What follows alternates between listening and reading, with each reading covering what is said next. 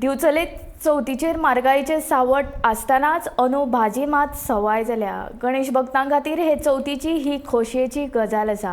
चवथीच्या बाजाराक राज्या भायल्यान येवपी भाजी म्हारग जातली असो अदमास आशिल्लो, अशें संकेतूय कांय विक्रेत्यां कडल्यान मेळिल्ले। मात सध्या वाल सोडले जाल्यार सगळ्या भाज्यांचें मोल स्थिर आसा।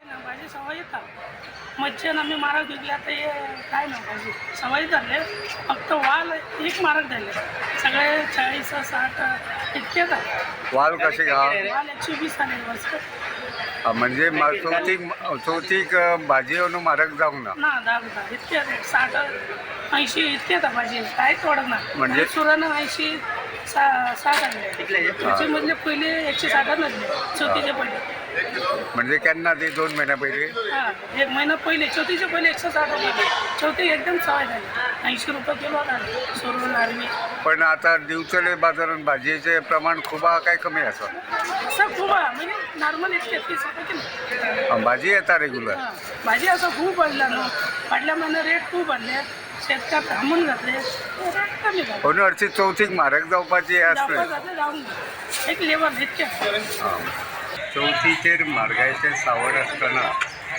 गणेश भक्तां खातीर एक खोशयेची गजाल आसा आनी ती म्हळ्यार सद्या बाजारात भाजयेचें मोल सामकें देंविल्लें आसा। चवथीक भाजी वाडटली असो अदमास आशिल्लो, तशेंच संकेतय कांय विक्रेत्यांनी चवथी पयलीं दिली।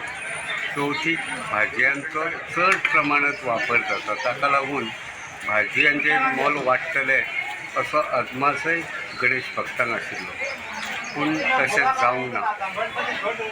कर्नाटक राज्यांतल्यान जी दिवचले बाजारात भाजी येता ती ह्या वर्सा प्रचंड प्रमाणांत आयिल्ली आसा आनी तिचें मोल सद्या तरी स्थिर आसा।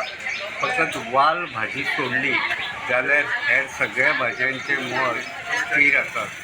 फकत वाल भाजी 120 रुपये किलो ह्या प्रमाणात विकता। गोमंतक टीव्ही खातीर हांव तुकाराम सावंत।